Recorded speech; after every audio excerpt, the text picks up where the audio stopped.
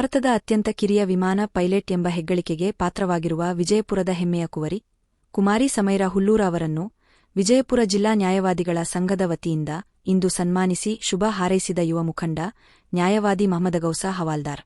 ಈ ಸಂದರ್ಭದಲ್ಲಿ ವಿಜಯಪುರ ಜಿಲ್ಲಾ ನ್ಯಾಯವಾದಿಗಳ ಸಂಘದ ಅಧ್ಯಕ್ಷ ಶ್ರೀ ಬಿರಾದಾರ ಗೌರವ ಕಾರ್ಯದರ್ಶಿ ಶ್ರೀ ಚೂರಿ ಉಪಸ್ಥಿತರಿದ್ದರು.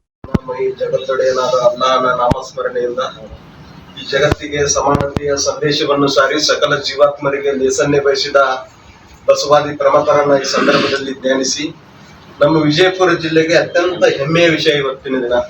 ಯಾಕಪ್ಪ ಅಂತಂದ್ರ ಸಮೈರಾ ಅಂತಕ್ಕಂಥ ನಮ್ಮ ಮಧ್ಯೆ ಬೆಳೆದಿರ್ತಕ್ಕಂಥ ಒಬ್ಬ ಬಾಲಕಿ ಇವತ್ತಿನ ದಿನ ವಿಮಾನದಲ್ಲಿ ಅಂತಾರಾಷ್ಟ್ರ ಮಟ್ಟದಲ್ಲಿ ತನ್ನ ಹೆಸರನ್ನು ಖ್ಯಾತಿ ಪಡಿತಾಳಂದ್ರೆ ಬಹುಶಃ ಇದಕ್ಕಿಂತ ಸಂತೋಷದ ವಿಷಯ ಯಾವುದೂ ಇಲ್ಲ ಅಂತೇಳಿ ನಾನು ಈ ಸಂದರ್ಭದಲ್ಲಿ ಭಾವಿಸ್ತೇನೆ.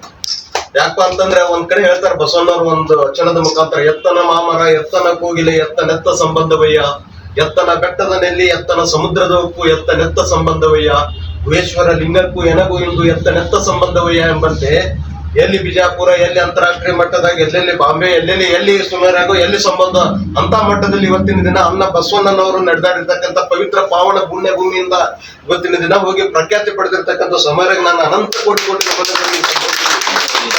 ಮಾತಾಡ್ಕೊತ ಅವ್ರ ತಂದೆಯವರು ಪಟ್ಟಿರ್ತಕ್ಕಂಥ ಶ್ರಮವನ್ನು ಪ್ರತಿಯೊಬ್ಬರು ಯಶಸ್ಸಿನ ಹಿಂದೆ ಒಂದು ಮಾತು ಈ ಸಂದರ್ಭದಲ್ಲಿ ನಾನು ಹೇಳ್ತೀನಿ.